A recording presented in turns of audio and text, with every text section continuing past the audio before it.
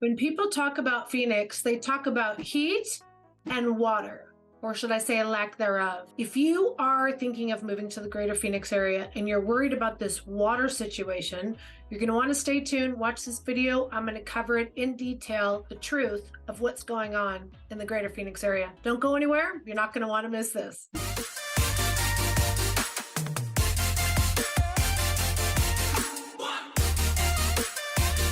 Hello, this is Sheryl Willis over at the Real Agent Now group right here in Phoenix, Arizona. And if this is the first time to our channel or the 10th and you haven't subscribed yet, please do so. Smash that little button there, click the little like button so that you are notified each time we release 2 videos every single week. We want to hear from you. We want to answer your questions. We want to be your go-to. That's what YouTube's for, right? Give us a call, shoot us a text, send us an email. Days, nights, or weekends, we got your back when moving to Phoenix, Arizona, and to answer all your questions. I am so surprised I don't get more questions about this. Look, when you're moving to the greater Phoenix area, you want to know what the cost of living and more specifically, what the cost of water is going to be. It is a commodity. It is a scarcity, but it's not as expensive as many people think. So recently I've had a couple of buyers, one that moved in from Washington State, the other one that moved in from Minnesota. And they were shocked to find that we had lower cost of water here in the greater Phoenix area, knowing that we are amongst a drought. Well, thankfully, the last winter season, 2022 to 2023, we have seen a huge reprieve in the drought. According to the updated maps, we are out of a drought, but that can change at any moment. Who knows what the summer of 2023 is going to bring and continue moving forward. So we want to always act as if we live in the desert. This is why Arizona as a whole has been a lot more prepared than any of our neighboring states. We have always acted and lived and worked with water management, knowing that this is the most valuable commodity, because if you don't have water in the desert, you don't have life, period. So we have in our state for over 20 years, I think it's closer to 40 years, we have had a water management system. And so everything here is planned accordingly. Now, of course, we didn't plan for a 20-year drought, but that's why we have succeeded through this time better than our neighbor, California. So our water bills are significantly low. That's not to say that they're not going to go up in the near future, but let's talk about where they are today. The city of Phoenix alone has over 30 years of water banked. So when people say, are we going to have enough water if I move there? Well, right now, with the current plan that we've saved over the last 30, 40 years, we have 30 years saved. We are making even more cutbacks. The cities are changing parks. They're removing high water need trees. Even the grass that you see in the greater Phoenix area isn't the same grass that you might see in Ohio or in California or Washington State. Different plants use different types of, need different quantities of water. And so when it's desert by design, the cities and businesses, commercial alike, they're making changes to a lot of these common areas so that even if it gives off the green look, like more specifically golf courses, they are water conscious plants, trees, shrubs, and grass. A lot of people don't know this. In fact, the golf courses in the greater Phoenix area are always a top of conversation. The golf courses here are built completely different than what you'll find in the rest of the country. I'm sure if you go to Palm Springs or maybe even Pismo in California, or you go to Atlanta, Georgia, you find these massive green rolling hills. Well, in Arizona, you are going to see beautiful green tees and green holes, but in between these you're going to find beautiful desert landscaping. So it uses significantly less water than most other golf courses. They also are using reclaimed water. It is not fresh water, and of course, whatever the Mother Nature will bring us, that's going to feed the grass. But as far as the irrigation and the normal watering, it is done through reclaimed water. In fact, there are, I think, 3, maybe 4 different golf courses in Scottsdale that are actually part of this organization where they purchased one of those machines that converts salt water to drinkable water, or fresh water, I should say.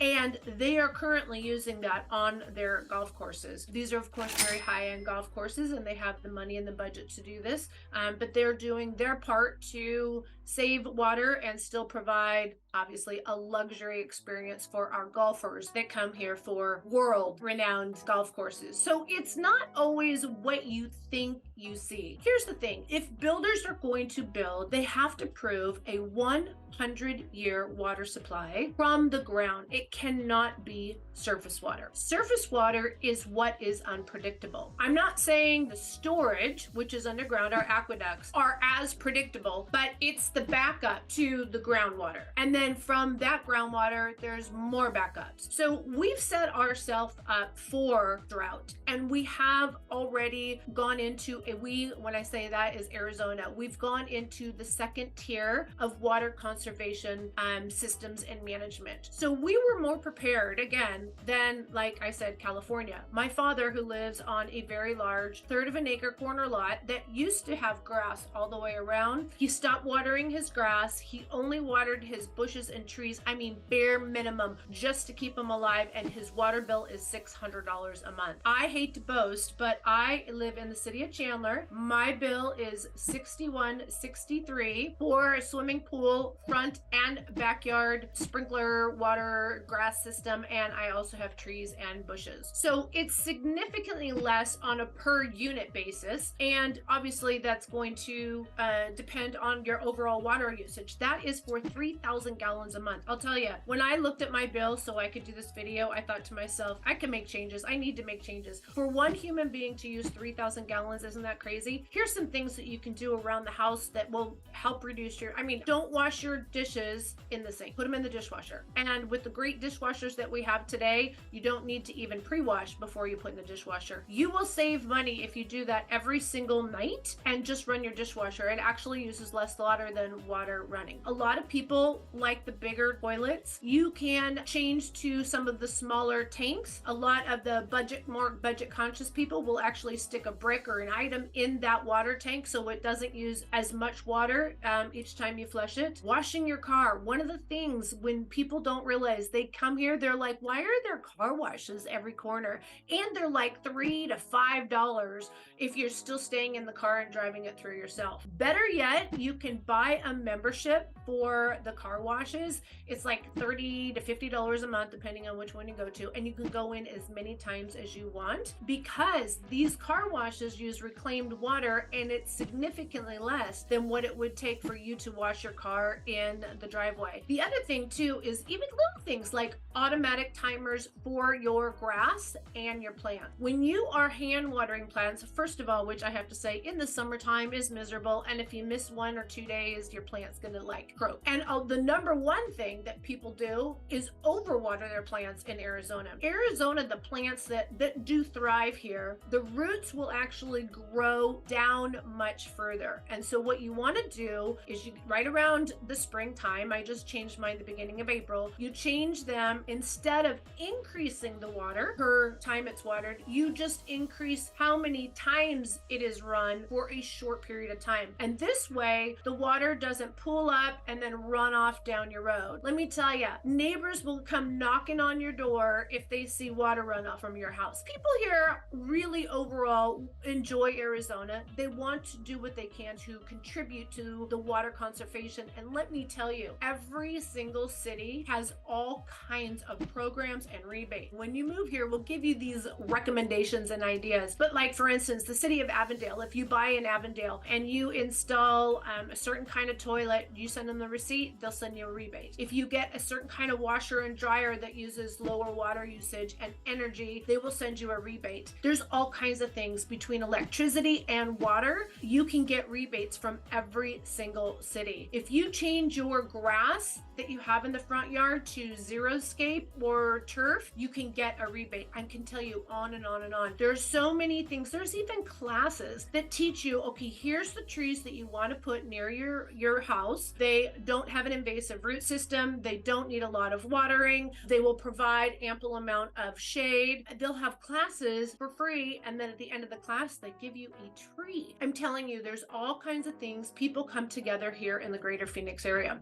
Here's some other things about our water, just to kind of give you, I think, we have the hardest water in the nation. It is truly hard calcium, and so if you have a swimming pool, you're going to see a line around your tile in a matter of 1 or 2 seasons. If you have a water heater here, normally in other parts of the country, you can do maintenance on water heaters, but what happens here is once you have it set up and established literally for 1 year, there's so much calcium that it builds up on the bottom of that water heater. If you try to drain it out, it's literally you'll need a new water heater. There's no maintenance on water heaters here other than you're going to want to proactively replace them. Water heaters today last around 8 to 10 years. Nothing lasts like it used to, right? And the idea of I'm going to wait until it breaks is not necessarily a great idea, because you're going to wake up one morning, your garage is going to be full, you might have water damage, and now you're also several days without warm or hot water, depending on the time of year. So you want to be proactive on that water heater and just make sure it's $1,200 to $1,500 to be proactive and replace it. Believe it or not, a lot of people, I would say it's less than 50%, install water softeners. It is amazing how many people are okay with the hard water. I being one of them. I don't like that slimy, soft feeling of water, so I'm all about the hard water. But know that I have to replace my shower head every couple of years, or I could soak it in CLR if I'm one of those DIY kind of people. It's gonna just have more wear and tear on anything that requires water. Also, depending on the city that you live in, we have higher water pressure, and so that too puts more wear and tear on your appliances. In fact, there is an anti-water pressure thing that you can put on. It's like $4 or $5. You can put that on your home to eliminate that a little bit, but people just don't realize water is our best friend, and it can also be our biggest nightmare. There is so much going on with water conservation and rebate programs and people being more conscious. Here's another thing: keep your yard free of weeds. Weeds soak up that water. It's amazing. And so one of the things you can do is you can spray for weeds twice a year using like a divergent, and I have it done. Somebody comes and sprays my yard. They guarantee I don't see a weed. I've never had to call them back, not one single time. And that way I don't have small kids anymore that I could say, hey, you guys, go outside and weed.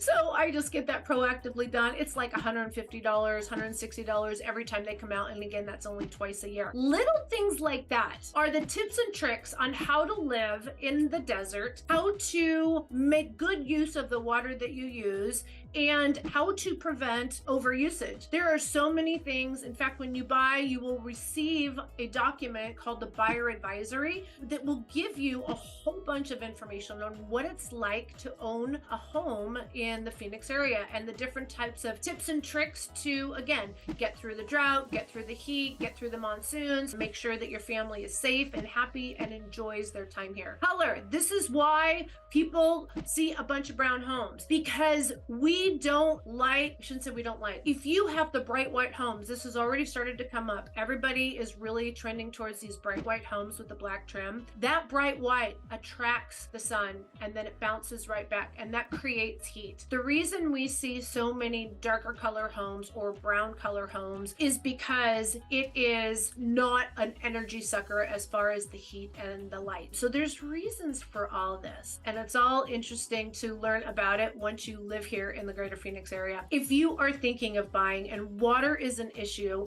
I would highly recommend that you buy in a more established city as opposed to these new communities that are further outside of the main metropolitan area. That 100,000 home community called Willis. We'll see what happens. They have been trying to break ground on this thing for 20 years. They finally received approval from our last governor in the fall of 2022 to proceed. The current governor has question or doubt as to whether or not we have the water necessary to build. So it'll be interesting to see what happens over the next 3 to 5 years to see if Willis is continued. Right now, they're estimating estimating Teravalis. They broke ground late 2022, but they don't anticipate homes for sale until 2025. A lot can happen between now and then, so we will watch that closely. You can watch that closely by subscribing to the channel, give us a call, shoot us a text, send us an email, days, nights, or weekends.